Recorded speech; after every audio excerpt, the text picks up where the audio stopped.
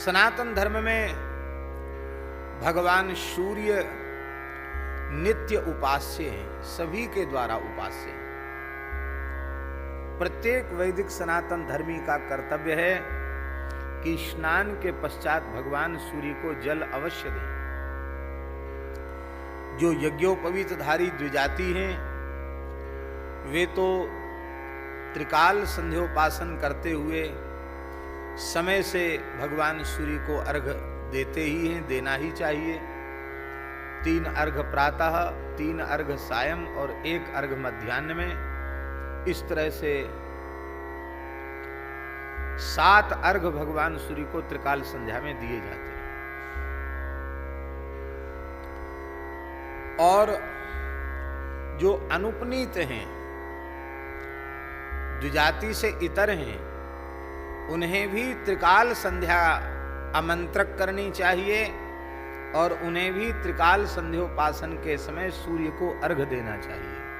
ऐसा हमारे शास्त्रों में लिखा है।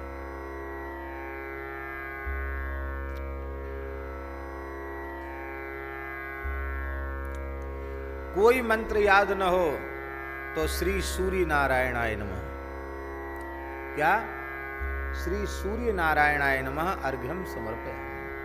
भगवान सूर्य को अर्घ्य अवश्य देना चाहिए और सूर्य को साष्टांग प्रणाम करना चाहिए। नमस्कार प्रियो भानु, भगवान सूर्य नमस्कार प्रिय हैं, नमस्कार से ही प्रसन्न हो जाते हैं। योग में तो द्वादश सूर्य नमस्कार अत्यंत प्रसिद्ध है। द्वादश सूर्य नमस्कार, सूर्य के द्वादश नाम को लेकर के 12 सूर्य नमस्कार जो नित्य करते हैं उनके शरीर में आदि व्याधि नहीं होती है, क्योंकि भगवान सूर्य आरोग्य के देवता हैं। हमारा शरीर स्वस्थ रहेगा तो ही हम भजन पथ पर तीव्रता से आगे बढ़ सकेंगे, भगवत प्राप्ति के पथ पर अग्रसर हो सकेंगे, सेवा के कार्य में आगे बढ़ पाएंगे। प्रत्येक कार्य के लिए शरीर का स्वस्थ होना आवश्यक है। हमारे ग्रंथों में लिखा है, धर्मार्थ काम मोक्षाणाम आरोग्यम मूलमुत्तमम। धर्मार्थ काम मोक्ष का मूल आरोग्य ही है। और आरोग्य केवल तन का आरोग्य नहीं, तन के आरोग्य के साथ मन का भी आरोग्य। और भगवान सूर्य जहां हमारे शरीर को भी आरोग्य प्रदान करते हैं, वहीं हमारे मन को भी रोग मुक्त बनाते हैं। ऐसी भगवान सूर्य की महिमा है। सनातन धर्म के अत्यंत निष्ठावान आचार्य श्री तुलसीदास जी महाराज उसी सनातन धर्म की सनातन परिपाटी का समादर करते हुए भगवान सूर्य का स्तवन द्वितीय पद के रूप में कर रहे हैं। और दूसरा भाव यह भी है कि भगवान श्री राम, उनके चरणों में पत्रिका भेजनी है तो उनके पूरे परिकर को पहले राजी करना पड़ेगा। परिकर की संतुष्टि के बिना, उनकी अनुकूलता के बिना वह पत्रिका श्री कर कमल में पहुंच ही नहीं सकती है, वह स्वीकृति ही नहीं हो सकती है। एतावता सबको अनुकूल करना है और सबकी अनुकूलता का एक ही साधन है, सबका स्तवन, सबको प्रणाम। भगवान सूर्य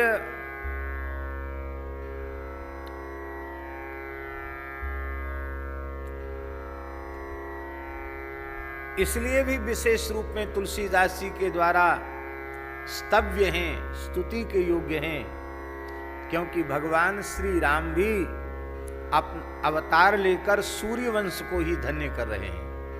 तो भगवान श्री राम के कुल पुरुष भगवान सूर्य नारायण हैं। मानो इस पद के द्वारा भगवान श्री राम के कुल पुरुष, मूल पुरुष भगवान विवस्वान आदित्य का स्तवन करके उनसे प्रार्थना कर रहे हैं, आप श्री राम जी के चरणों में भक्ति हो ऐसा वर प्रदान करें और आप प्रसन्न हो जाएंगे तो आपके कुल में प्रकट श्री राम जी की प्रसन्नता तो इस दास को सहज ही प्राप्त हो जाएगी। इसलिए भी वे भगवान सूर्य का स्तवन करते हैं, क्योंकि सूर्य वंश में ही भगवान श्री राम का प्रादुर्भाव हुआ है। एक विशेष बात हम आपको निवेदन करें, आपका इष्ट कोई भी हो,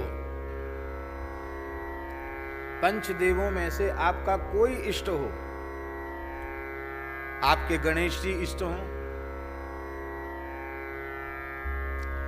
आपके सूर्य इष्ट हों, आपकी भगवती इष्ट हों, आपके इष्ट भगवान शिव हों, अथवा आपके इष्ट भगवान श्री रामकृष्ण नारायण हो, कोई भी स्वरूप आपके इष्ट हों, प्रत्येक उपासक का कर्तव्य है कि अपने इष्ट स्वरूप का ध्यान सूर्य मंडल के मध्य में करे।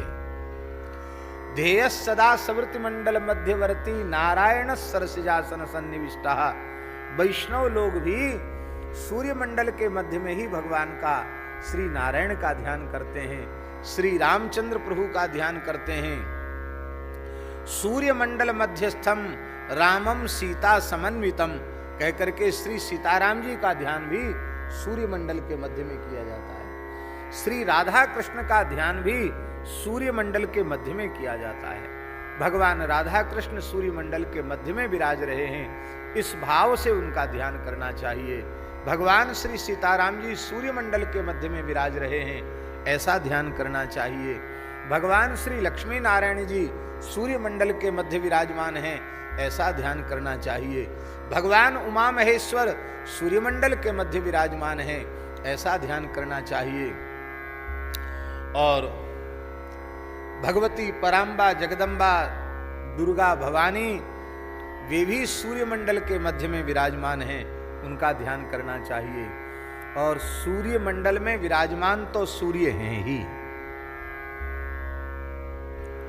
इस प्रकार से भगवान सूर्य की ऐसी महिमा है कि सूर्य मंडल में ही प्रत्येक उपासक के द्वारा अपने उपास्य स्वरूप का ध्यान किया जाता है।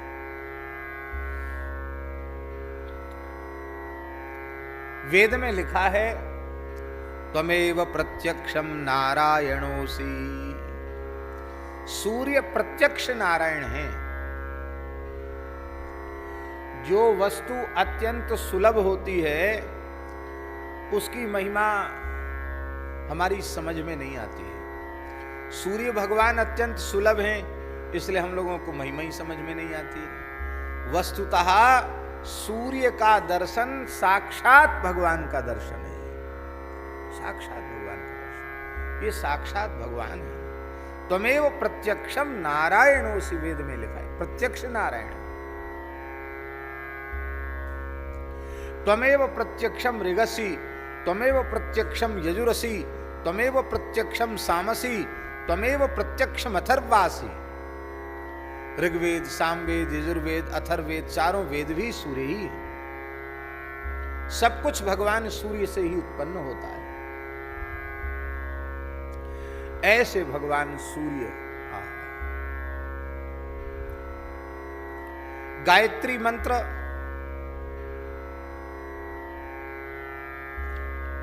श्री सीताराम, गायत्री मंत्र में भगवान सूर्य का ही स्तवन है। सूर्य की अधिष्ठात्री शक्ति का ही नाम गायत्री है। इसलिए तत्सवितु, सवितु माने सविता माने सूर्य, सूर्य का जो वरेण्य भर्ग है, तेज है, उसका हम ध्यान करते हैं। ऐसा सूर्य नारायण का ही ब्रह्म गायत्री मंत्र में उनका स्मरण किया गया। यहां गोस्वामी तुलसीदास जी महाराज दीन दयाल शब्द का सबसे प्रथम उच्चारण करते हैं। दीन दयाल दिवाकर देवा। हे प्रभु, आप दीनों पर विशेष दया करने वाले हैं। इसका आशय क्या है? इसका आशय यह है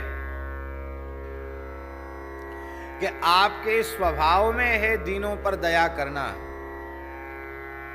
और मेरे जैसा दीनहीन क्षीण दूसरा खोजने में जल्दी से मिलेगा नहीं, इसलिए मैं बहुत दीनहीन हूँ, कलयुग का सताया हुआ हूँ। और आपकी प्रकृति है दीन दयालु, दीनों पर दया करना, दीनों पर द्रवित हो जाना, यह आपकी प्रकृति है। इसलिए हे दीनों पर दया करने वाले सूर्य नारायण, मुझ दीन पर द्रवित होकर दया कीजिए। हे भगवान, मैं तो एक सामान्य मनुष्य हूं, आप तो सबके सेव्य हैं, सबके आराध्य हैं, सबके उपास्य हैं। क्योंकि करे मुनि देव मनुज सुरासुर सेवा, समस्त ऋषि मुनि, मनुष्य, देवता, असुर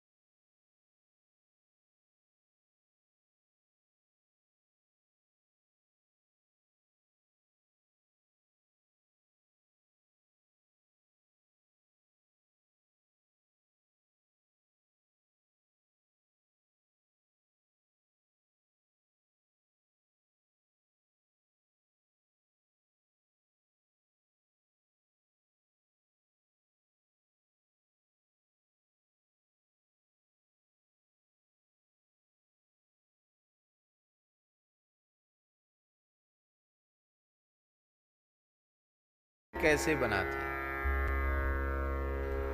सारथी पंगु दिव्य रथ गामी, अरुण जो है ना, गरुड़ जी के बड़े भैया अरुण जी, वो पंगु हैं। यहां से उनका धड़ नहीं है, बहुत कमजोर है, यहां से कमर से नीचे का धड़ काम ही नहीं करता है, वे चल नहीं सकते, रथ पर स्थायी बैठे रहते हैं। अपने संकल्प से उड़ के जा सकते, पैदल नहीं चल सकते, ये धड़ ही नहीं है उनका, पंगु हैं। लेकिन पंगु चढ़े गिरिवर गहन, सुमेरु पर्वत की प्रदक्षिणा सूर्य के सारथी बनकर के वे करते हैं। तो यह आपकी दीन दयालुता का प्रमाण है कि एक पंगु को आपने अपना सारथी बना लिया। इसलिए भगवान सूर्य का भगवान से अभेद तो है ही, वे साक्षात परमात्मा है ही। मूक होए बाचाल पंगु चढ़े गिरिवर गहन, जासु कृपासु दयाल द्रवौ सुकल कलिमल दहन। इसके सोरठा के रूप में भगवान सूर्य का स्तवन किया है, यह भी एक मत, क्योंकि पंगु चढ़े गिरिवर गहन।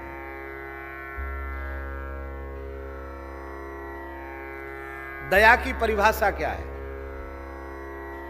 दीन दयालु, दया कर देवा।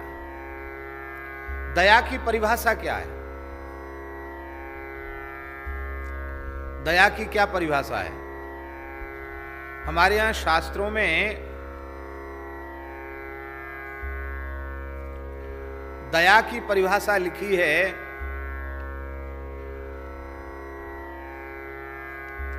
हमारे यहां शास्त्रों में दया की परिभाषा लिखी है। दया किसको कहते हैं? तो हमारे यहां शास्त्रों में दया की परिभाषा लिखी है, अनिर हेतुकीय पर दुख निवारणे क्षया दया। बहुत सुंदर बात, जिसमें कोई स्वार्थ न हो, निजी स्वार्थ न हो, और किसी भी दुखी प्राणी के दुख को देखकर उसके दुख को दूर करने की तीव्र इच्छा उत्पन्न हो जाए, उसका नाम है दया। जिस व्यक्ति के प्रति हमारा स्वार्थ होता है उस पर दया तो सब करते हैं, पर जिस प्राणी से हमारा कोई स्वार्थ नहीं है उसके दुख को देखकर द्रवित हो जाना और उसे दुख रहित बनाने के प्रयत्न में लग जाना, यह है दया का लक्षण। इसलिए महाराज जी लिखा है कि दया दयावताम गेयम स्वार्थम तत्र न विद्यते। दया कहते ही उसको हैं जिसमें स्वार्थ की गंध न हो। जिसमें स्वार्थ की गंध आ गई वो दया उत्तम कोटि की दया नहीं मानी जाती।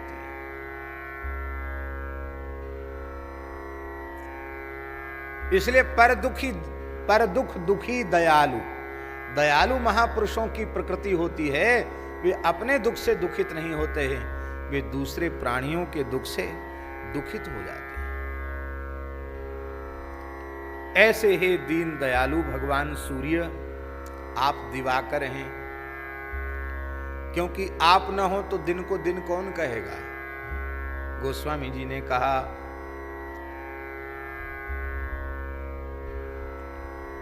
राम अवध तहां जहां राम निवासु, तहीं दिवस जहां भानु प्रकाशु। अयोध्या कहाँ है? जहां रघुनाथ जी हैं वहां अयोध्या है। दिन कहाँ है? जहां सूर्य है वहां दिन है। अब यहाँ इस समय सूर्य है तो यहाँ दिन है, और जहां सूर्य, जिन देशों में सूर्य नहीं है वहां रात्रि है। यूरोप के देशों में यहाँ के समय में बहुत अंतर है, अंतर है नहीं, कई कई घंटों का अंतर है। हे भगवान,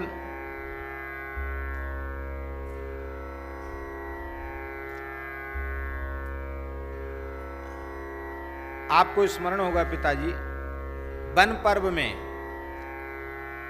धर्मराज युधिष्ठिर ने भगवान सूर्य का स्तवन किया और भगवान सूर्य ने अनुग्रह करके उन्हें अक्षय पात्र प्रदान किया है,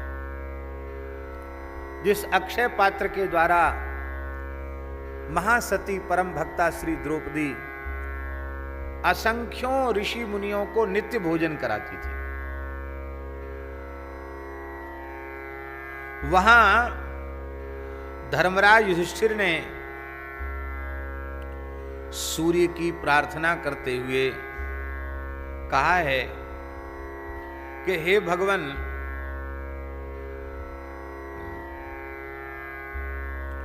स्वार्थ की भावना से युक्त होकर,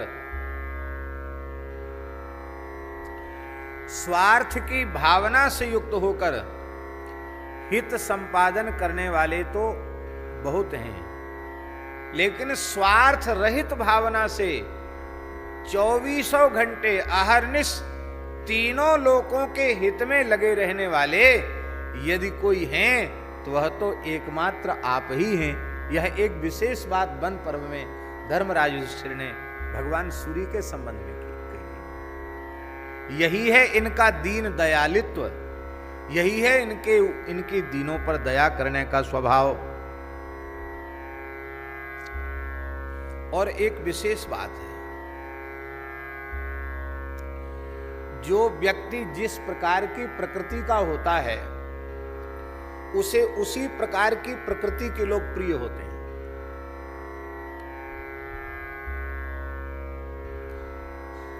ये सिद्धांत है। जो व्यक्ति जिस प्रकार की प्रकृति का होगा उसे उसी प्रकार के व्यक्ति प्रिय होंगे।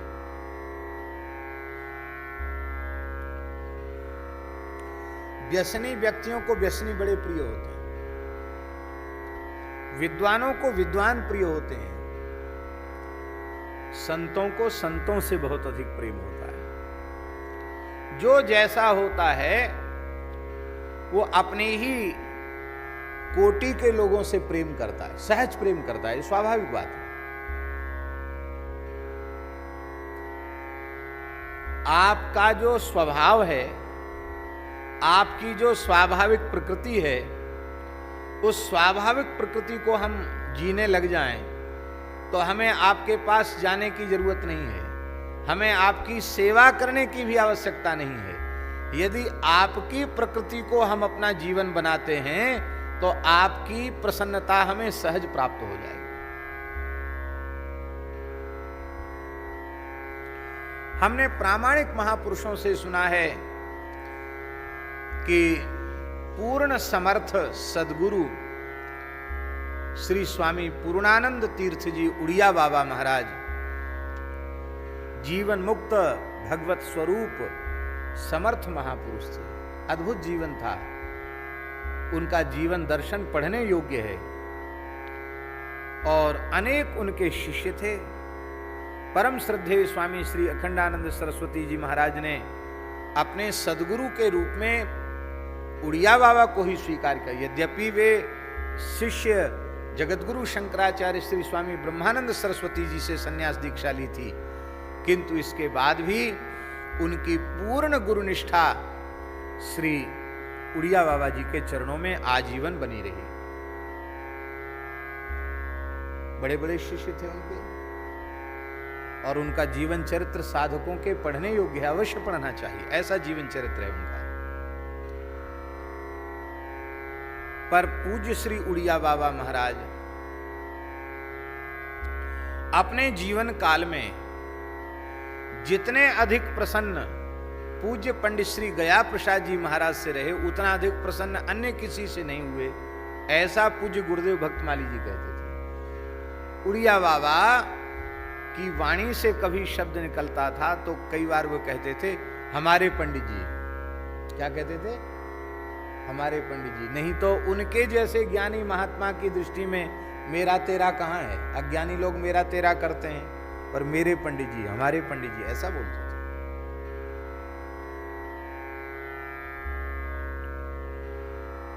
कितने दिन रहे उड़िया बाबा की सेवा में पंडित जी? कितने दिन सत्संग किया उड़िया बाबा का पंडित जी ने? जन्मांतरीय संस्कार से पंडित जी राम नाम का जप बचपन से ही करते थे।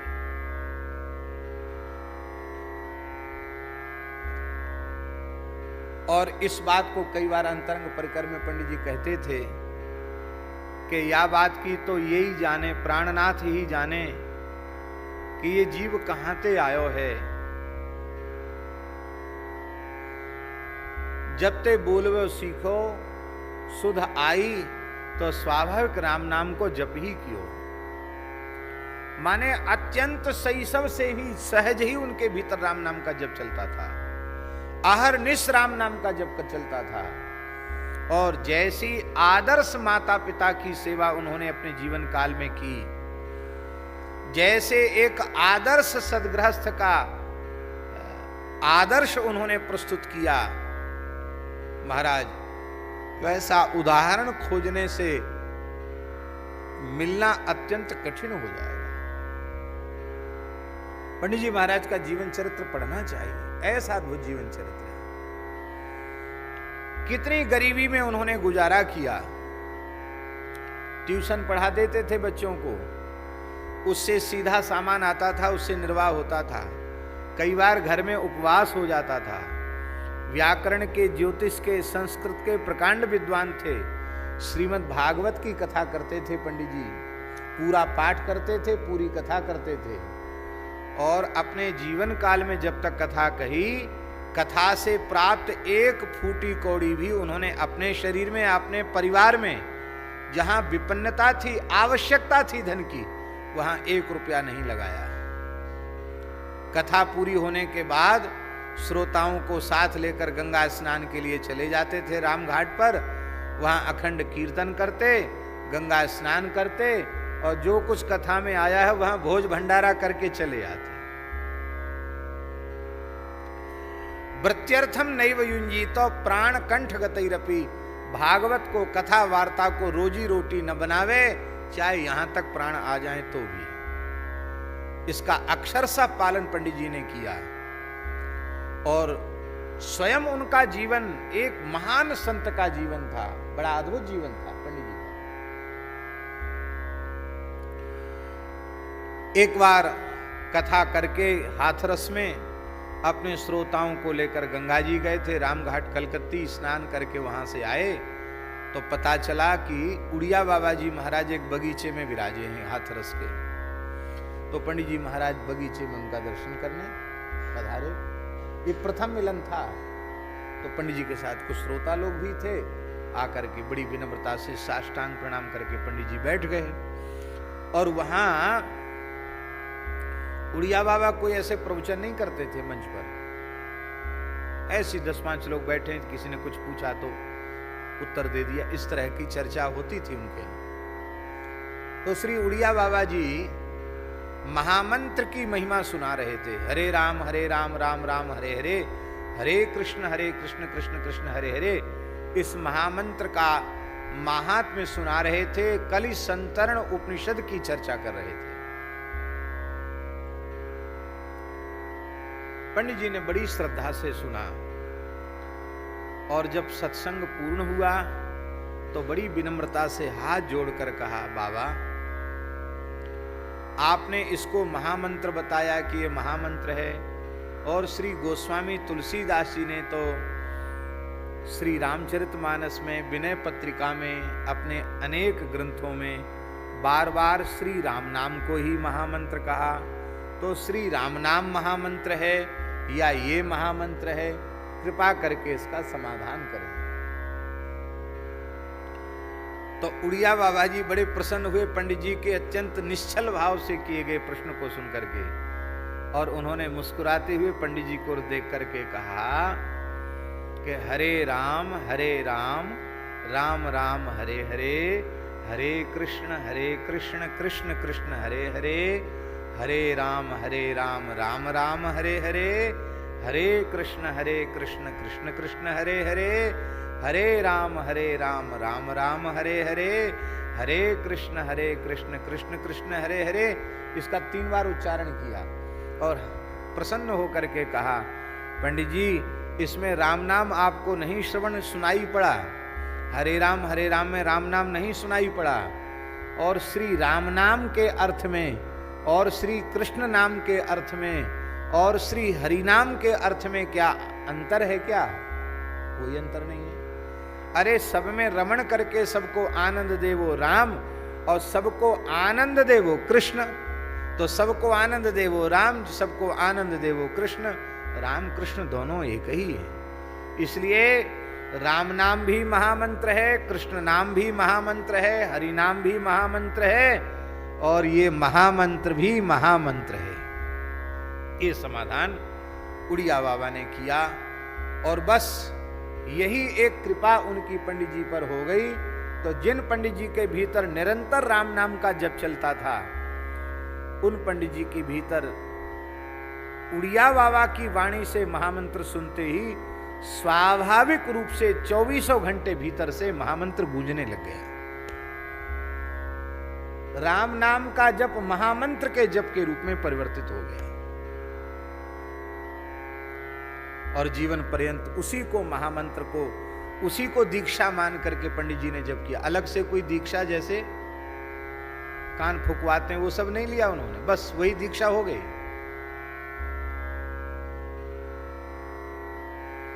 कभी जीवन में द्वारा कुछ पूछने भी पंडित जी नहीं गए।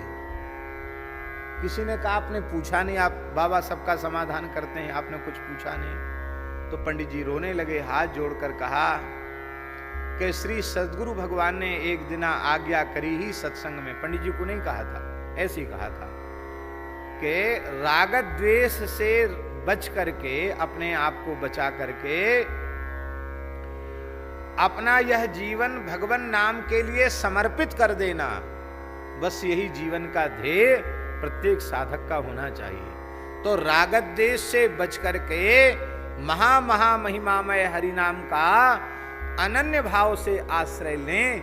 ये वाक्य जो पंडित जी उड़िया बाबा के मुखारविंद से निकला था, पंडित जी ने कहा हम तो यही प्रयास में लगे हुए हैं कि या जीवन में सद्गुरु भगवान के या वाक्य को पालन हमसे अक्षरशः है जाए। अब इसी के पालन में जीवन संपूर्ण हो जाएगा। अब द्वारा कुछ पूछने की आवश्यकता ही नहीं। तो ये बात हम इसलिए कह रहे हैं कि उड़िया बाबा की जो प्रकृति थी, परम निष्कामता की प्रकृति, भजन की प्रकृति, उस प्रकृति को पंडित जी ने जिया। इसलिए ज्यादा समय तक सत्संग न करने पर भी, सेवा में न रहने पर भी पंडित जी को सबसे अधिक प्रसन्नता अपने सद्गुरु की प्राप्त करने का सौभाग्य मिला है। तो जो जैसा होता है उसको उसी प्रकृति के लोगों से प्रेम होता है, और हम जिसे प्रसन्न करना चाहते हैं उसकी प्रकृति को, उसके स्वभाव को यदि हम अपने जीवन में उतार लें तो हमें उस महापुरुष की प्रसन्नता सहज ही प्राप्त हो जाए।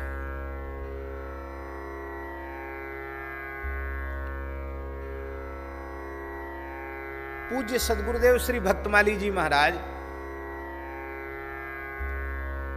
उनके स्वभाव में अनुशासन नहीं था। जो लोग महाराज जी के निकट रहे हैं, जिन्होंने बहुत निकटता से अनुभव किया है, वो जानते हैं कभी जीवन में किसी को डांटना फटकारना ये कभी स्वभाव में नहीं रहा। न ज्यादा उपदेश देने का स्वभाव था महाराज जी का। उनके अपने जीवन से कोई उपदेश ले ले तो ले ले। हाँ, ये जरूर था कि सवेरे कोई सो रहा है और कपड़ा उघर गया, और महाराज जी तो बहुत जल्दी उठते ही थे, तो देखा उसका कपड़ा उघर गया तो उनकी रजाई, उनका कंबल और बढ़िया से उड़ा देते थे कि ठीक से सो जाएं। ये स्वभाव में नहीं था कि जगह में।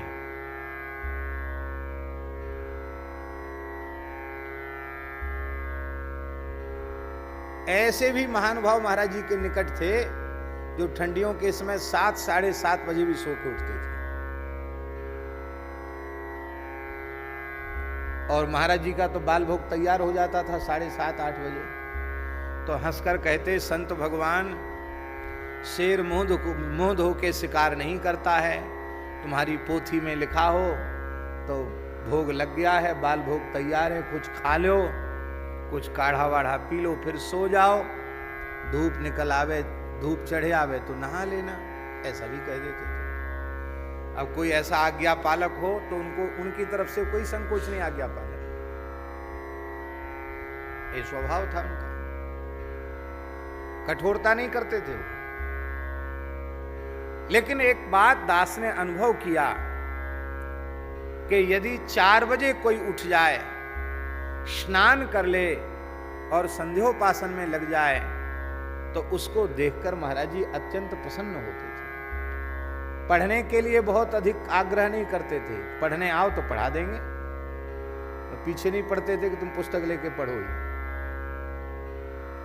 कहते थे हमारा विद्यालय सवेरे 6 बजे से लेकर रात को 12 बजे तक खुला है, तुमको जब फुर्सत हो तब पढ़ने आ जाओ, विद्यार्थियों से कहते थे। लेकिन स्वभाव में नहीं था डांटना डपटना, पर कोई पढ़ने वाला हो तो उस पर बहुत प्रसन्न होते थे।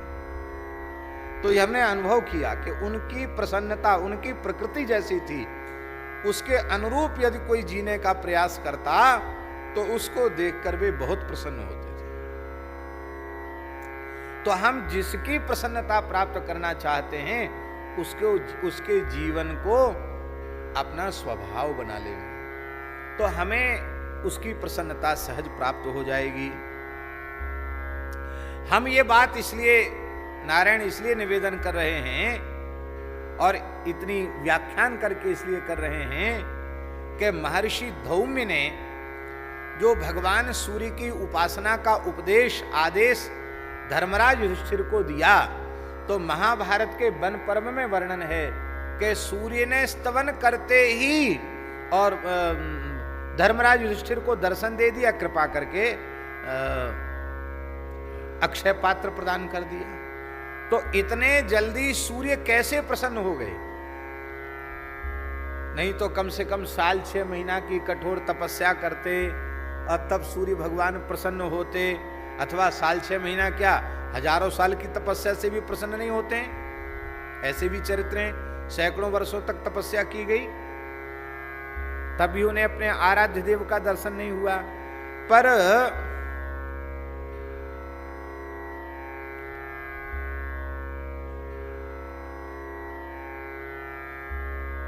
सूर्य नारायण युधिष्ठिर पर इतने प्रसन्न कैसे हो गए? सूर्य नारायण युधिष्ठिर के दया भाव को देखकर प्रसन्न हो गए, क्योंकि दीन दयालु दिवाकर देवा, दीनों पर दया करना सूर्य नारायण का स्वभाव है, और वही स्वभाव युधिष्ठिर जी ने अपना लिया। युधिष्ठिर रो रहे थे तो उनके पुरोहित धौम्य महर्षि ने पूछा कि आप इतने दुखी क्यों हैं, रो क्यों रहे हैं? तो धर्मराज युधिष्ठिर ने कहा कि जब तक इंद्रप्रस्थ में थे तो हजारों ब्राह्मणों को, हजारों अतिथियों को भोजन कराते थे। आज इतने ऋषि मुनि महात्मा ब्राह्मण हमारे ऊपर कृपा करके हमारे साथ वन में चले आए हैं, और ये स्वयं ही अपने अपने आहार की व्यवस्था में जुटे हैं, कंदमूल फल खोजने में जुटे हैं। आज इन ब्राह्मणों को भोजन कराए बिना मैं कैसे कुछ ग्रहण कर सकता हूं? इन ब्राह्मणों की सेवा नहीं कर पा रहा हूं, इस बात की पीड़ा है। इन भूखों को भोजन में प्रदान करूं, बस यही मेरा भाव है। तो ये जो उनका दया भाव था, उस दया भाव के कारण भगवान सूर्य प्रसन्न भये और उन्होंने धर्मराज युधिष्ठिर को अक्षय पात्र दे दिया।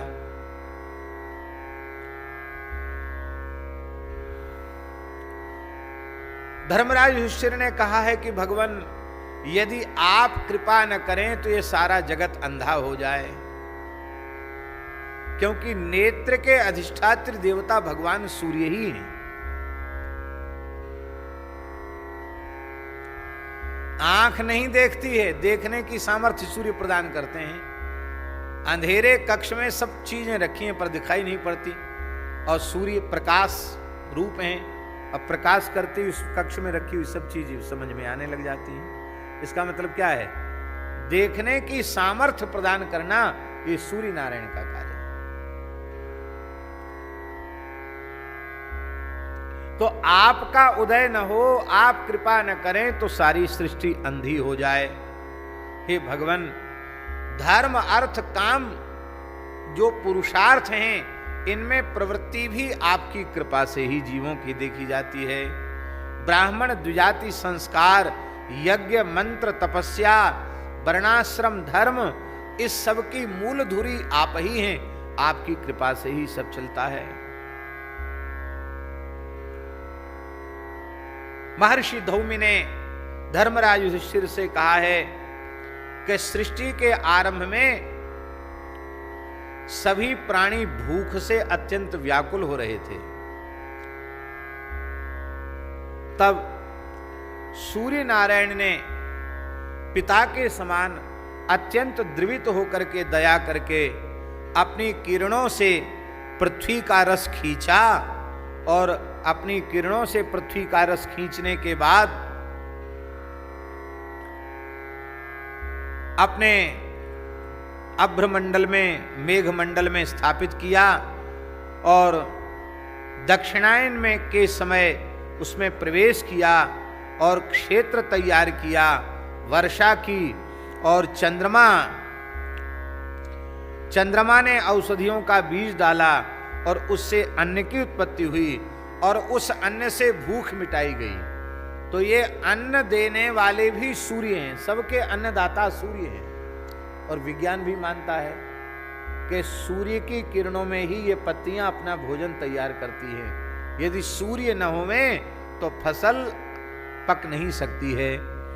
चंद्रमा पोषण करते हैं, सूर्य उनको जीवन देता है। महाभारत में लिखा है, पुरा सृष्टानि भूतानि पीड्यन्ते क्षुधया वृषं ततोनुकंपया तेषां सविता स्वपिता यथा गत्वोत्तरायणं तेजो रसानुधृत्य रश्मिभिः दक्षिणायनमावृतो मही निविशते रविः।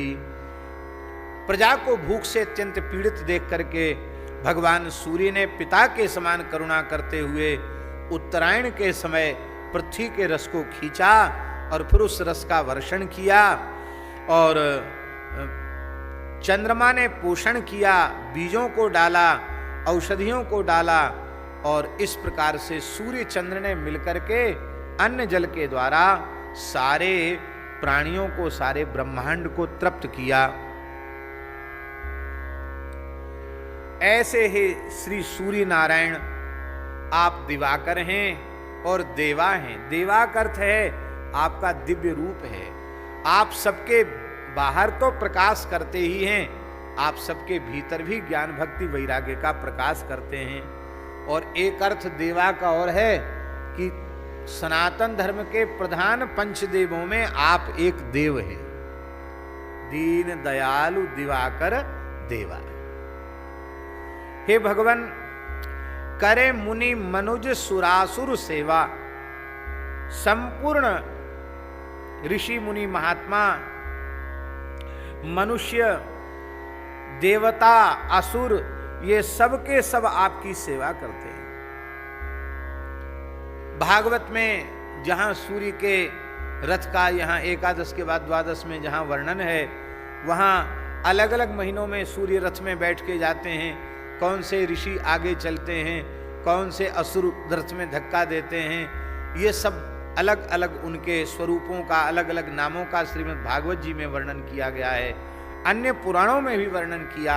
और हम लोगों ने अभी मलुकदास जी की वाणी का पाठ किया था, उसमें भी 12 महीनों में अलग अलग सूर्य के रथ और अलग अलग भगवान सूर्य कैसे कैसे चलते, कौन कौन अप्सराएं नाचती हैं, सब भगवान सूर्य का उत्सव मनाते हुए चलते हैं।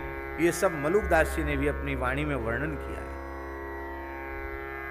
सब इनकी सेवा किया करते हैं। और कैसे हैं? हिमतम कर हिमतम करी के हरि करमाली, हिमतम करी। हिम और तम, हिम माने ठंडक शीतलता, और तम माने अंधकार।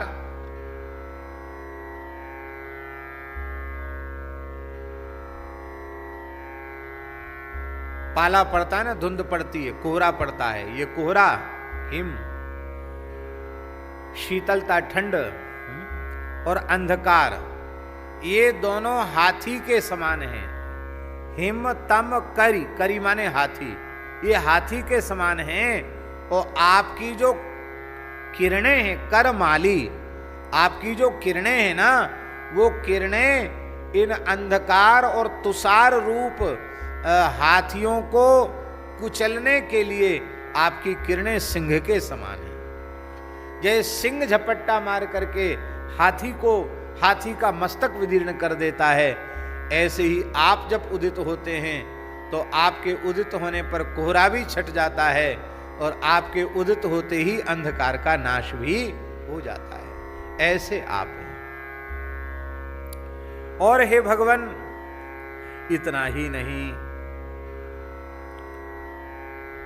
यहां देखो धुंध पड़ता है तो कुछ दिखाई नहीं पड़ता, वो भी काला ही होता है, और अंधकार भी काला होता है, वो हाथी भी काला होता है, और शेर, बबर शेर, उसके जो बाल होते हैं वो उसी तरह होते हैं जैसे अरुणोदय के समय सूर्य की किरणें होती हैं। इसलिए ये उपमा श्री गोस्वामी तुलसीदास जी ने बड़ी अद्भुत उपमा प्रदान की है। जैसे बबर शेर के ये सब केस ऐसे होते हैं, ऐसी सूर्य की किरणें भी सहस्त्रमाली हैं, हजारों किरणें उनकी इस प्रकार से दिखाई पड़ती हैं, इसलिए इनको करमाली कहा। पद्म पुराण में जो सृष्टि खंड है, पद्म पुराण के सृष्टि खंड में एक बड़ी सुंदर चर्चा है। पद्म पुराण के सृष्टि खंड में लिखा है कि यह सूर्य नारायण इस एकार्णव के जल से ही प्रकट हुए। सबसे प्रथम सूर्य का प्राकट्य जल से ही है। एकार्णव के जल से भगवान आदि ब्रह्म के रूप में भगवान सूर्य प्रकट हुए, क्योंकि सृष्टि में चारों ओर अंधकार ही अंधकार था। यह पद्म पुराण के सृष्टि खंड में वर्णन है। तो भगवान आदि ब्रह्म सूर्य के रूप में जब प्रकट हुए तो ब्रह्मादि देवता सूर्य भगवान का दर्शन करने में समर्थ नहीं हो पा रहे थे। इतना प्रचंड प्रकाश था, ऐसी कांति थी भगवान सूर्य की किरणों में कि उनके प्रचंड तेज को देवता सहन नहीं कर पा रहे थे। देवताओं के दिव्य नेत्र भी चकाचौंध से भर गए, दर्शन नहीं कर पा रहे थे। देवताओं ने ब्रह्मा जी से कहा, महाराज प्रकाश तो हो गया, लेकिन लोग तो अंधकार में अंधे होते हैं, हम लोग तो प्रकाश में अंधे हो रहे हैं। इतना तेज प्रकाश है कि आंखें नहीं खुल रही है इस प्रकाश के आगे। अब क्या करें महाराज, ऐसा तो करो कि ये देवता हम सब के लिए उपयोगी हो जाएं। तब ब्रह्मा जी ने पद्म पुराण सृष्टि खंड में ब्रह्मा जी ने भगवान सूर्य नारायण की स्तुति की है और स्तुति करके कहा है कि आप ऐसी कृपा करें कि सारी सृष्टि आपका दर्शन कर सके, आपकी पूजा कर सके, आपकी उपासना कर सके, ऐसी कृपा करें।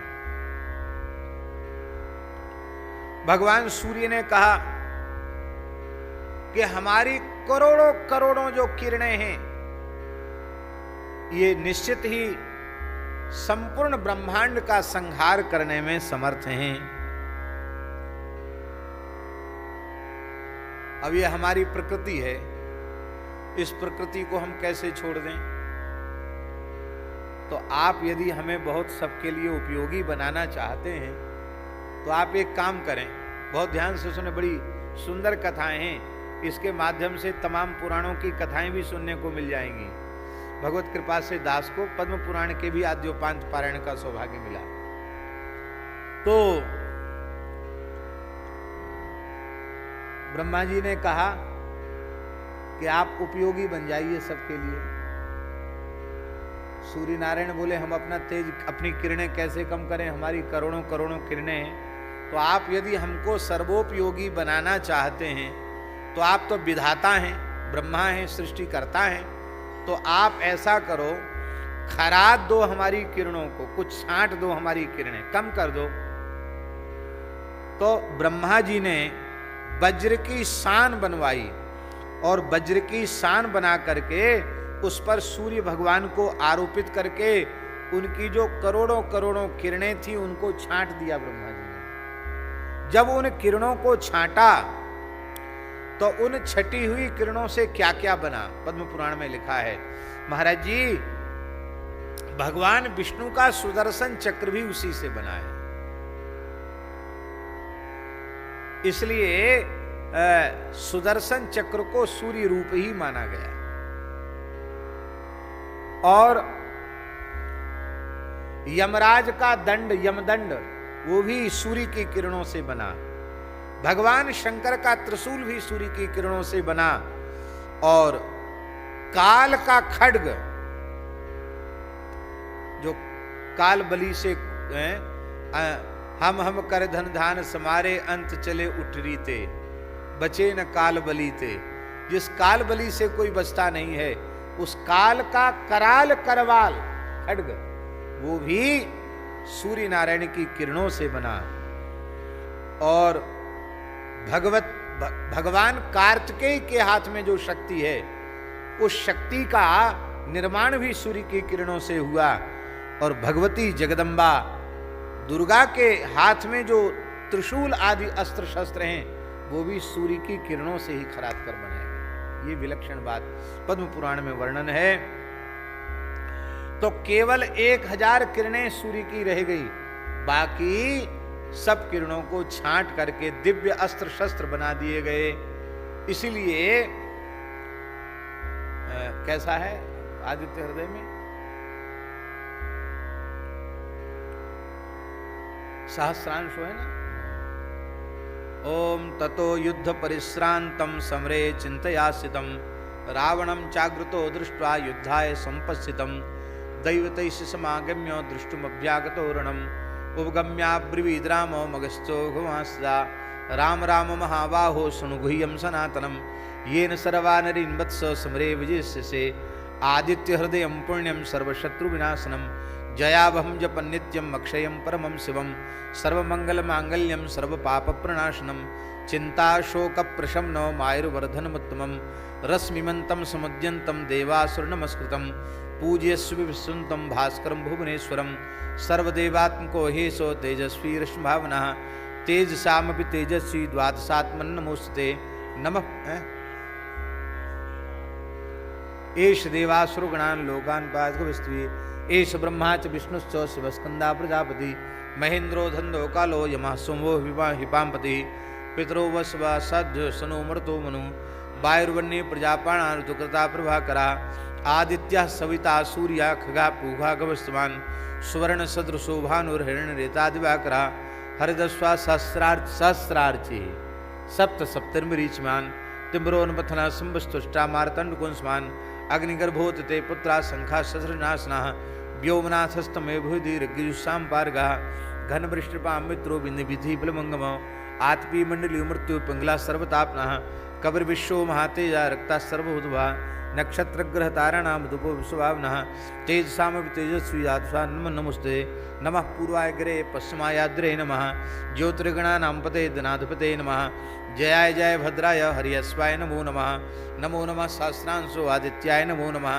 नमोग्राय वीराय सारंगाय नमो नमः नमः पद्मप्रोधाय प्रचंडाय नमोस्ते ब्रह्मेशानाच्युते साय सूर्यादित्य वृचसे भास्वते सर्वभक्षाय रौद्राय पुरुषे नमः तमोघ्नाय हिमग्नाय शत्रुघ्नाय मृतात्मने कृतघ्नघ्नाय देवाय ज्योतिषांपते नमः तप्तचामी कराभय हरे विश्वकर्मणे नमस्तमोभिनिघ्नाय रुचे लोकसाक्षिणे नास्यतेष विभूतं तमे विस्तृत प्रभु पायत्येस्तपत्येष वर्षत्येष गवस्त्भिः एष सुप्तेष स्वागर्ति विहितेश्वरनुष्ठा एष चैवाग्महोत्रं च फलं चैवाग्महोत्रणां देवास्य कृतविशिव क्रतूनां फलमेव च यान् कृत्यान् लोकेषु सर्वेश्वरं प्रभु एनमापत्सु कृच्छेषु कान्तरेष्मेषु कीर्तन पुरुषाकस्य नावसेतित राघव पूजेष्वेन्मेकाग्रो देवदेव जगत्पदम् एतत् त्रिगुणितं जप्त्वा युद्धेषु विजिष्यसि अस्मिन् क्षणे महाबाहो रावणं त्वं जयस्यसि ए मुक्ता ततोऽगस्तो जगाम सदागतं धारयामास सुप्रीतो राघवः प्रयतान्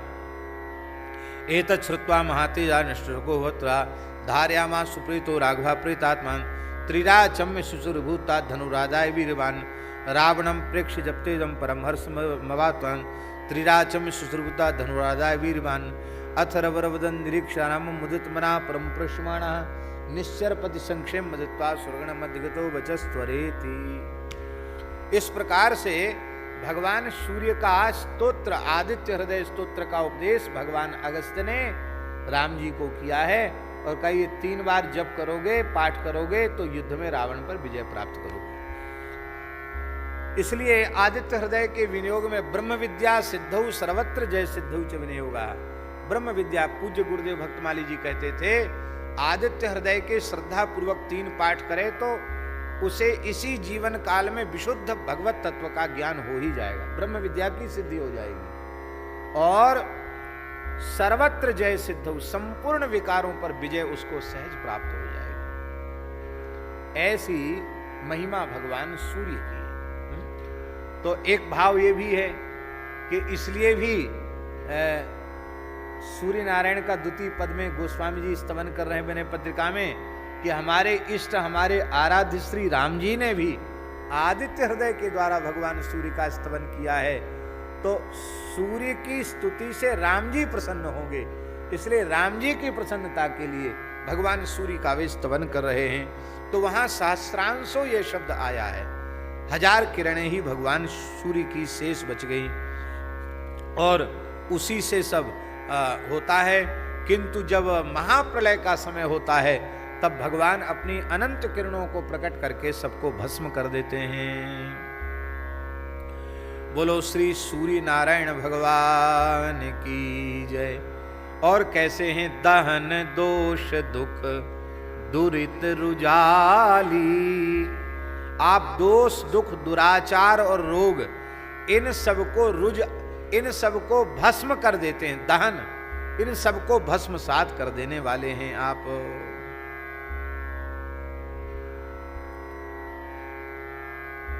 दहन दोष दुख दुरित रुजाली सबका दहन कर देते हैं। अब देखो बहुत ध्यान से सुने, प्रातः काल जो संध्या करते हैं तो क्या कहते हैं? ओम सूर्यस्य मा मन्युश्च मन्युपतेश्च मन्युकृतेभ्यः पापेभ्यो रक्षन्ताम यद्रात्र्या पापमकारशम मनसा वाचा हस्ताभ्याम पद्भ्याम उदरेण शिशना रात्रिस्तदबलुम पतु यत्किंच दुर्तम मयि इदमहम मामृत योनौ सूर्ये ज्योतिषिजोमि स्वाहा।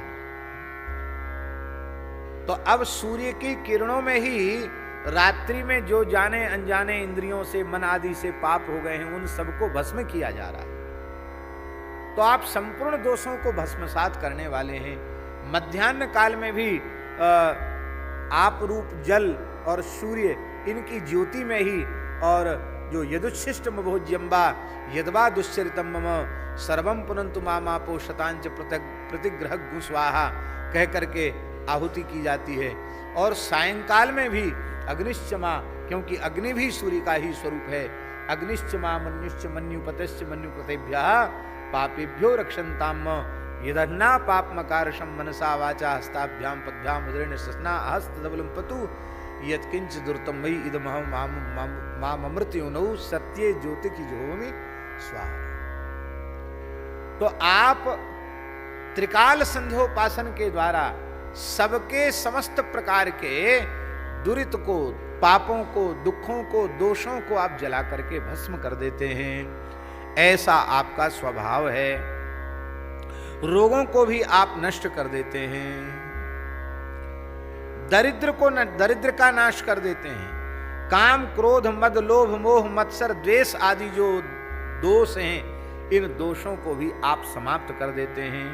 जन्म मरण दारिद्र ये सब दुख के कारण हैं, इन दुखों को भी आप मिटा देते हैं। महाराज जी लिखा है आदित्याय नमस्कारम ये कुर्वन्ति दिने दिने जन्मांतर सहस्रेषु दारिद्र्यम नोपजायते।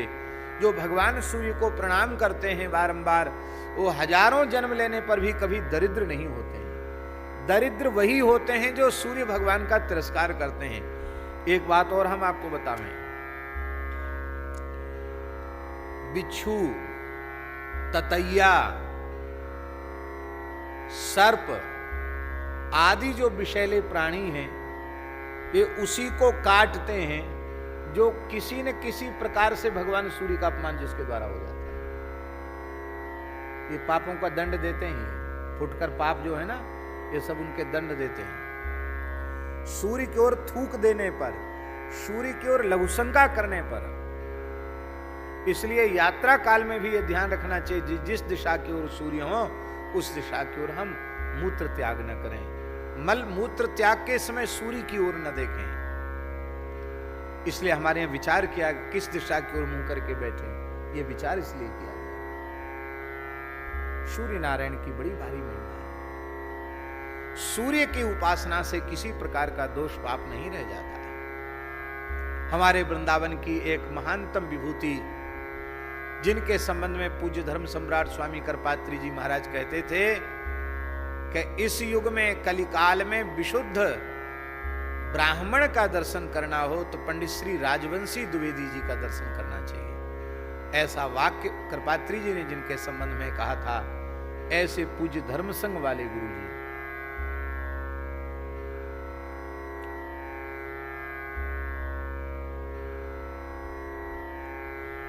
एक 102 वर्ष की आयु में भगवत धाम गए। कितने साल की उम्र में? 102 साल पक्के। और रात्रि को 2 बजे उठ ही जाते थे। वो 2 बजे रात को उठ जाते थे। 12 मास गुरु जी का नियम था रात्रि को 2 बजे उठने का। सोते कितने बजे थे? 11 बजे विश्राम में जाते थे। गुरु जी 2 बजे उठ जाते थे और उनको स्नान आदि में समय लगता था। और वहां रहने वाले विद्यार्थी जो गुरु जी की सेवा में रात्रि को स्नान कराते थे वो सब उनके पहले, गुरु जी के पहले तैयार हो जाते थे। अब सोचो कैसी सेवा गुरु जी की ब्राह्मणों ने, ब्रह्म विद्यार्थियों ने की। और फिर गुरु जी संध्योपासन करके 1,000 गायत्री जप के गुरु जी पहुंच जाते थे विद्यालय। सवेरे 5 बजे पैदल चल के गुरु जी विद्यालय पहुंच जाते थे और बिना खाए पिए 10 बजे तक वेद पढ़ाते थे। और फिर कुछ थोड़ा सा दूध वगैरह 12 घाट से आ जाता था तो थोड़ा दूध ले लेते थे गुरुजी। और इसके बाद गुरुजी फिर व्याकरण आदि पढ़ाते थे। 11 साढ़े 11 बजे गुरुजी फिर बाद में रिक्शा से चलने लगे, नहीं तो पैदल चलते थे। पैदल चलकर गुरुजी फिर आते थे तो 11:30 पौने 12 बजे दास वहाँ गली में, सेवा कुंज वाली गली में उनकी प्रतीक्षा करता हुआ खड़ा रहता था। तो गुरुजी की बेत ले लिया, गुरुजी का थैला ले लिया, फिर गुरुजी भीतर गए। फिर मध्याह्न संध्या गुरुजी वहीं विद्यालय में ही कर लेते थे। और इसके बाद फिर गुरुजी प्रसाद पाते, प्रसाद पाके फिर पढ़ाते, फिर पढ़ाने बैठ जाते। तो फिर पढ़ाने बैठ जाते तो शाम को 5 साढ़े 5 बजे तक गुरुजी पढ़ाते रहते थे। आप सोचो, बिना विश्राम किए गुरुजी सवेरे 5 बजे से लेके रात्रि को 10 बजे तक पढ़ाते थे। 5:30 बजे शाम को फिर स्नान करके फिर संध्योपासन में बैठ जाते थे, गायत्री वगैरह जप करके। 9 बजे फिर एक ही समय भोजन करते थे, 24 घंटे में एक समय भोजन। दोपहर में भोजन करते थे, रात्रि को थोड़ा दूध लेते थे बस। और फिर 11 बजे शयन करते, 11 बजे तक पढ़ाते थे रात को, और फिर सो जाते थे, फिर 2 बजे उठना। और उनकी कोठरी में अंधेरा रहता था, लाइट जलाने नहीं देते थे। अब पुस्तक में टीका में छोटे अक्षर पढ़ने में थोड़ी सी असुविधा भी होती थी, एक खिड़की खोल के रखते थे। तो कहते देखो गुरुजी लाइट जला लें, तो गुरुजी कहते रे सूर्य भगवान का अपमान हो जाएगा, दिन में तुम लाइट जला रहे हो, सूर्य का अपमान मत करो। यही पूज्य पहाड़ी बाबा भी कहते थे, दिन में लाइट जलाने से सूर्य का अपमान हो जाएगा। कहते लाइट वाइट मत जलाओ, नहीं जलाते। और पंचांग भी पढ़ लेते थे। एक बार हमने गुरुजी से पूछा कि गुरुजी आपको चश्मा नहीं लगता, आप छोटे से छोटे अक्षर देख लेते हो, पढ़ लेते हो? तो गुरुजी बोले, हंस करके बोले, हम संध्या करते हैं। हमने कहा हम लोग भी संध्या करते हैं। बोले हाँ हम संध्या करते हैं, और तीनों समय कहते हैं पश्येम शरदशतम, जीवेम शरदशतम, प्रव्राम शरदशतम, है शृणुयाम शरदशतम। तो 3-3 बार प्रार्थना करते हैं। वो प्रार्थना व्यर्थ चली जाएगी? तच्चक्षुर्देवहतम पुरस्तात् शुक्रमुच्चरत पश्येम शरदशतम, जीवेम शरदशतम, गुम शृणुयाम शरदशतम, प्रव्राम शरदशतम, शतमदीनाः श्याम शरदशतम, भूयस्य शरदशतात्। ये हम प्रार्थना नित्य करते हैं, सैकड़ों वर्ष सुनते रहें, देखते रहें, बोलते रहें, वो व्यर्थ चली जाएगी प्रार्थना। फिर उन्होंने अपने जीवन की घटना सुनाई, सुनकर के आपको बड़ी प्रेरणा मिलेगी, कैसी श्रद्धा होती है।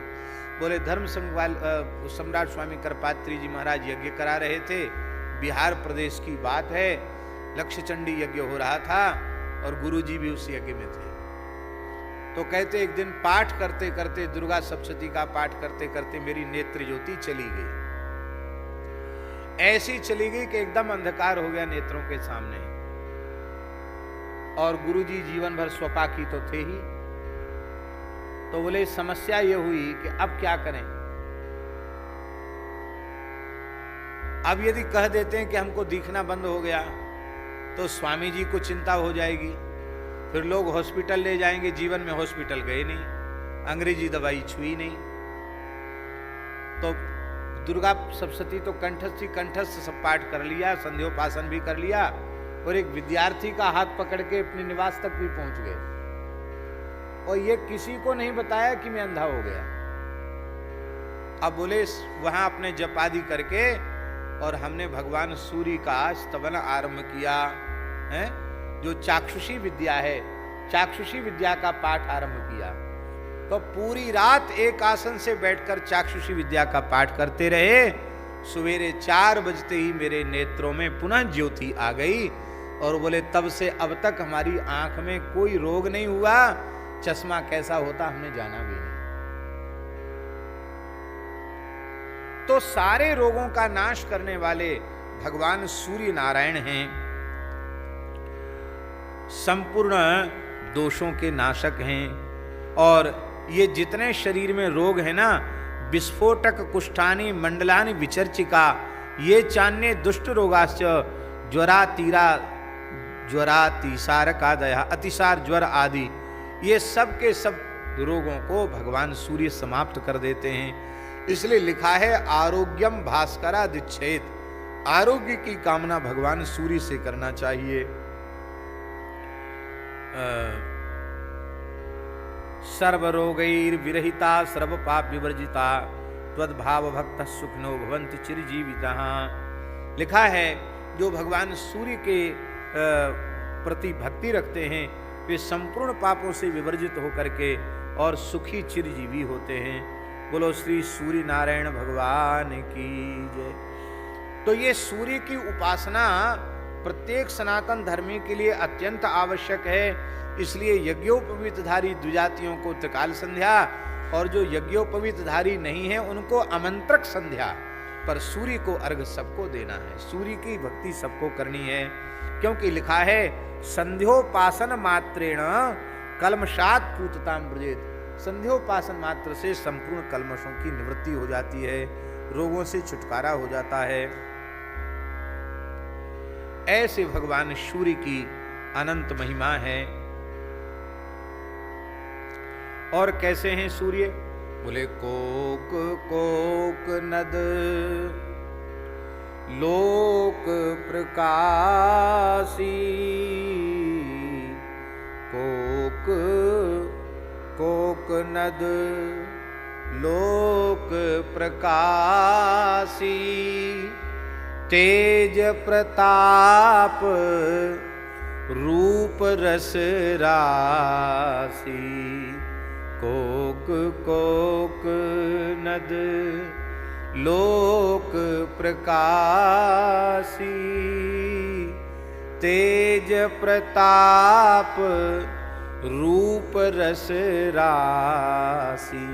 हे सूर्य नारायण, आप कोक और कोक नद इन दोनों के दुख को दूर करने वाले। कोक माने होता है चकवा चकवी। इन चकवा चकवी को रात्रि को वियोग हो जाता है। चक्रवाक जो पक्षी होता है चकवा चकवी, ये बड़ा परस्पर इनका दाम्पत्य प्रेम बड़ा विलक्षण है, एक दूसरे से अलग नहीं रह सकते। पर जैसे ही सूर्यास्त होता है कि चकवा चकवी का वियोग हो जाता है, उनको श्राप लगा हुआ है, चकवा चकवी का वियोग हो जाता है।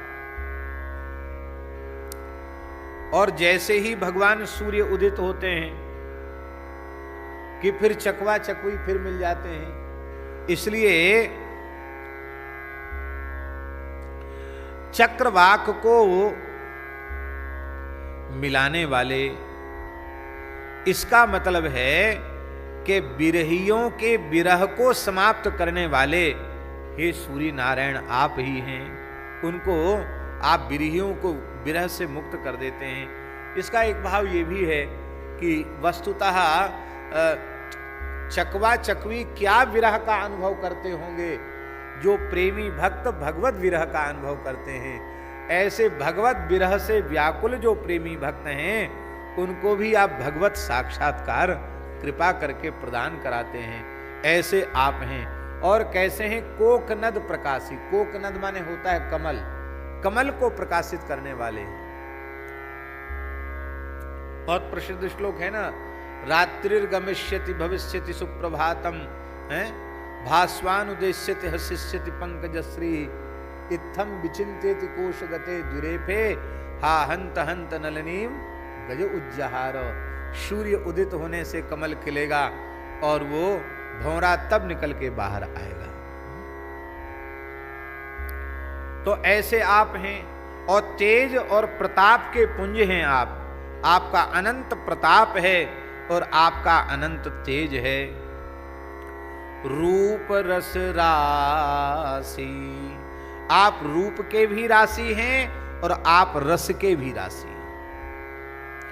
तेज तो इतना प्रचंड है कि रामचरितमानस में आप सब जानते ही हैं कि संपाति ने जो अपनी और गरुड़ जी के जटायु की कथा सुनाई, तो बोले हम सूर्य के पास गए थे, गर्मी से व्याकुल होकर जटायु तो लौट आए मेरा छोटा भाई, लेकिन मैं अहंकारी था, ऊपर तक चला गया तो मेरे पंख जल गए। इतना प्रचंड तेज है उनका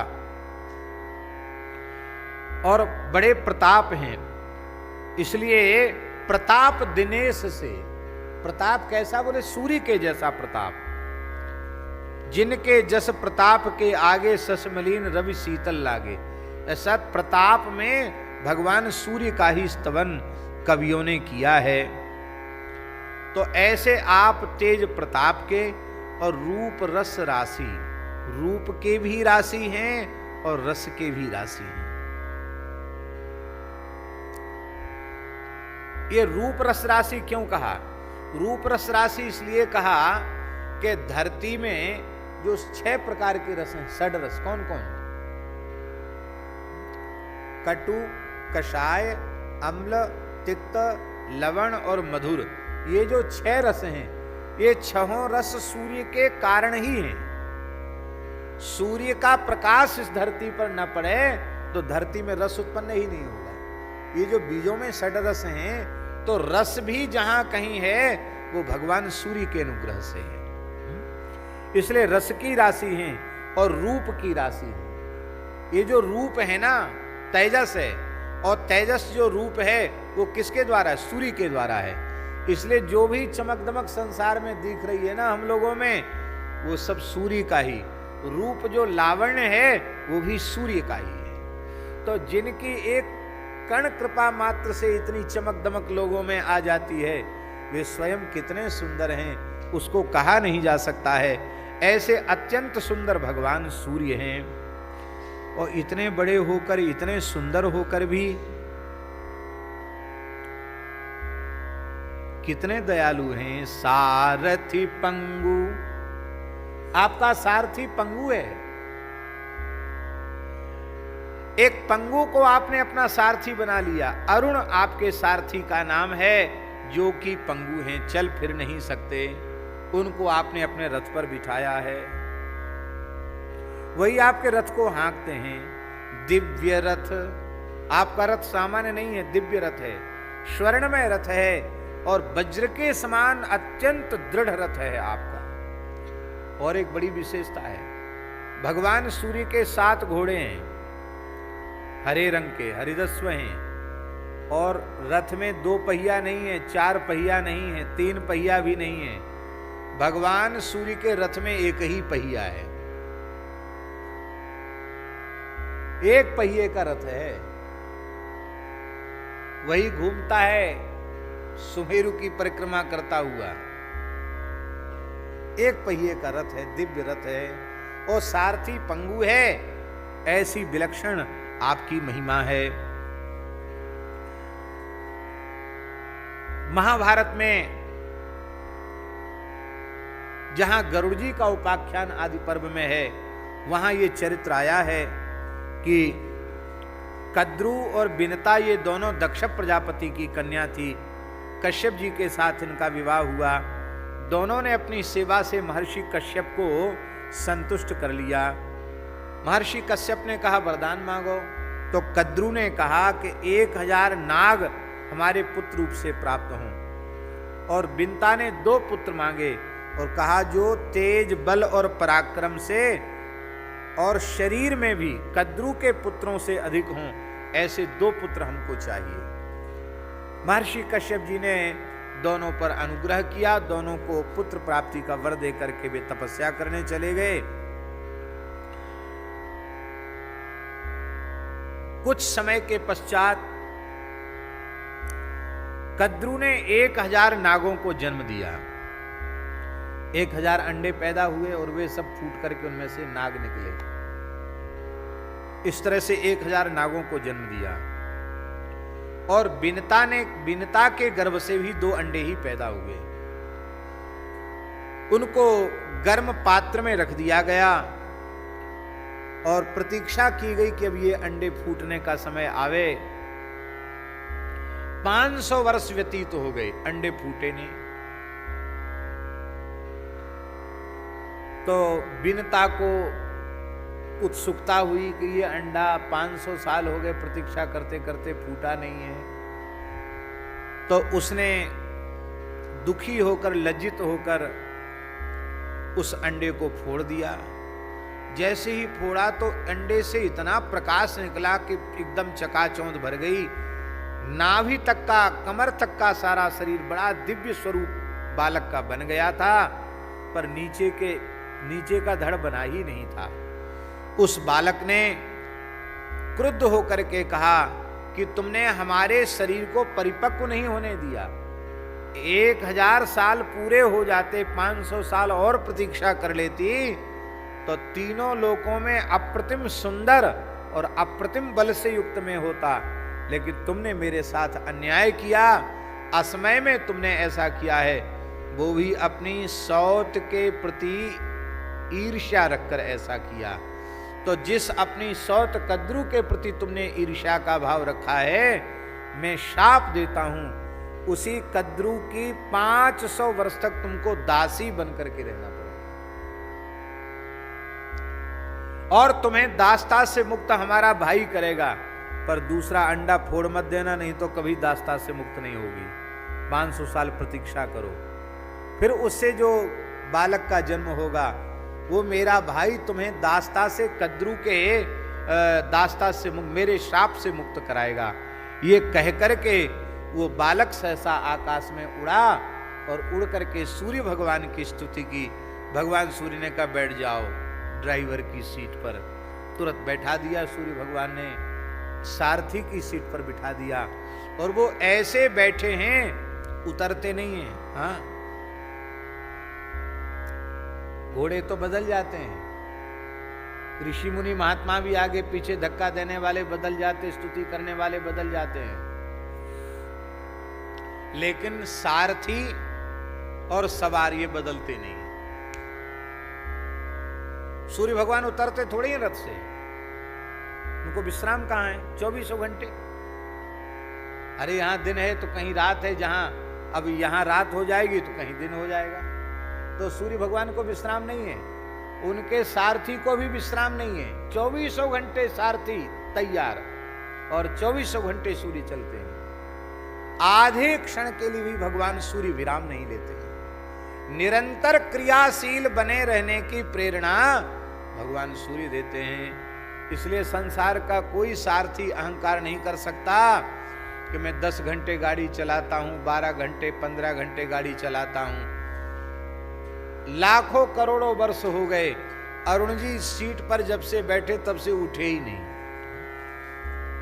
वो देवता, उनको लघुशंका डोलडाल की भी जरूरत नहीं पड़ती, वो तो बैठे सो बैठे ही हैं, लगातार रथ हाँक रहे हैं। ऐसे अरुण सारथी हैं। इसलिए जब सूर्योदय होता है तो पहले अरुणोदय होता है। तो अरुणोदय की जो, अरुण भगवान की जो कांति है, वो कांति पहले दिखाई पड़ती है, उसे पौ फटना कहते हैं। दिशा लाल हो जाती है, वो लाल कांति जो है भगवान सूर्य के सारथी अरुण की है। मंदेह नाम के राक्षसों ने वरदान प्राप्त कर लिया है ब्रह्मा जी से, वो महाराज सूर्य के विरोधी हैं। वो सूर्य को खाने के लिए दौड़ते हैं, मंदेह नाम के राक्षस। तो ब्राह्मण जब समय से सूर्यार्घ देते हैं तो सूर्यार्घ के जल से वो मंदेह नाम के राक्षसों का नाश हो जाता है और भगवान सूर्य की प्रसन्नता प्राप्त हो जाती है। वे रोज उत्पन्न भी हो जाते हैं, मैं नष्ट हो जाते फिर उत्पन्न हो जाते, नष्ट हो जाते फिर उत्पन्न हो जाते हैं। इसलिए भी सूर्य अर्घ देने से वो लाभ होता है। सूर्य अर्घ अवश्य देना चाहिए। बोलो श्री सूर्य नारायण भगवान की जय। ऐसा इनका दिव्य रथ है। और महाराज जी, योजनानाम सहस्रे द्वे शते द्वे च योजने एकेन निमिषार्धेन क्रममाण नमोस्तुते। महाराज जी लिखा है कि पलक गिरने में जितना समय लगता है उसके आधे समय में 8808 कोस चलते हैं। पलक गिराने में आधे समय में सूर्यनाथ इतनी तीव्र गति से चलते हैं। भागवत में भी पंचम स्कंध में सूर्य की गति का वर्णन है और आगे भी गति का वर्णन है। भूमंडल के 9,51,00,000 योजन लंबे घेरे में से प्रत्येक क्षण में 2-2 हजार योजन की दूरी तय कर लेते हैं भगवान सूर्य। ऐसा भगवान सूर्य का प्रचंड प्रताप है। दिव्य रथगामी इनका दिव्य रथ है, प्रकाशमान है, आकाश मार्ग से चलता है, एक ही पहिया है, हरे रंग के 7 घोड़े जुते हुए हैं, स्वर्णमय रथ है, इसका ढांचा वज्र का बना हुआ है, और इस रथ में रिपेयरिंग करने की जरूरत नहीं पड़ती है कि ऑयल वायल डाल दो, थोड़ा इसको ठीक ठाक कर लो, उसकी जरूरत नहीं पड़ती। वो दिव्य रथ है, हर समय तैयार रहता है। इसलिए भविष्योत्तर पुराण में लिखा है, हरित है रथम दिवाकरम कनकमय वज्र पंजरम प्रतिदिन मुदय नवम नवम।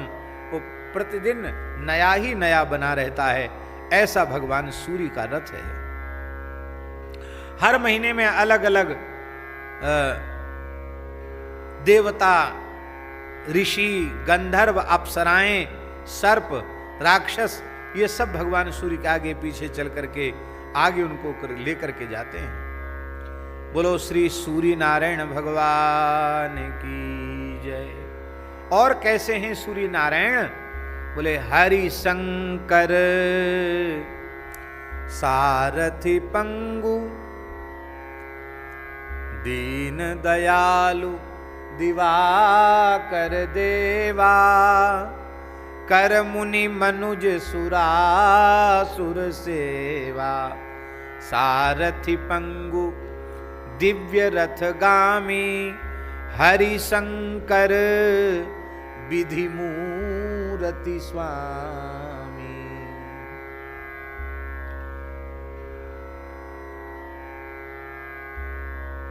प्रातः काल भगवान सूर्य ब्रह्मा जी के स्वरूप में होते हैं, मध्याह्न काल में सूर्य विष्णु के स्वरूप में होते हैं, और सायंकाल को सूर्य रुद्र रूप में होते हैं। तो तीनों समय त्रिदेवों का दर्शन भगवान सूर्य में होता है। एक भाव तो ये है, विधि हरिहर हरि शंकर विधि मूरत स्वामी, एक अर्थ ये है। और दूसरा अर्थ ये है कि जैसे ब्रह्मा जी सृष्टि करते हैं, ऐसे ही सूर्य के प्रकाश में ही सारी सृष्टि होती है, इसलिए वो ब्रह्मा जी हैं। और सूर्य की किरणों से ही पोषण होता है, इसलिए पोषण करना भगवान नारायण का कार्य, इसलिए विष्णु हैं। और सूर्य ही संहार करते हैं, संहार के देवता भी सूर्य ही हैं। अब ये जो घास पत्ती वगैरह जल जाती है, सूख जाती है, आदमी मर जाता है, ये कैसे होता है? ये सब सूर्य ही करते हैं, संहार का कार्य भी सूर्य करते हैं। इसलिए जब मृत्यु का समय आता है तो एक ही स्वर अपने आप चलने लग जाता है लगातार, तो उससे पता चलता है कि अब सूर्य भगवान सोखने वाले हैं जीवनी शक्ति को। जय सिया राम होने वाला है, अब राम नाम सत्य होने वाली है। ये भगवान सूर्य की विलक्षण महिमा है। तो विधि हरिहर हरि शंकर विधि मूरति स्वामी, और सबके स्वामी हैं। उदये ब्रह्मरूपस्तु मध्याह्ने तु महेश्वरः अस्तमाने स्वयं विष्णु त्रयो मूर्तिर्दिवाकरः। प्रातः ब्रह्मा, मध्याह्न में शिव, और सायंकाल को विष्णु रूप हो जाते हैं। ऐसे हैं भगवान सूर्य। और आदित्य हृदय में तो है, एस ब्रह्माच विष्णुश्च शिवस्कंदः प्रजापति। ये ब्रह्मा जी भी हैं, विष्णु भी हैं, स्कंद भी हैं, सब कुछ यही है।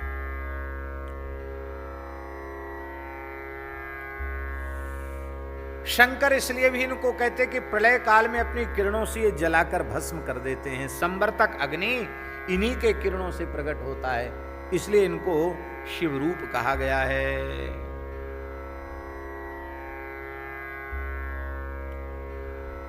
और कैसे हैं? वेद पुराण प्रकट जस जागे, वेद पुराण प्रकट जस जागे। वेद पुराणों में आपका जस जागृत है।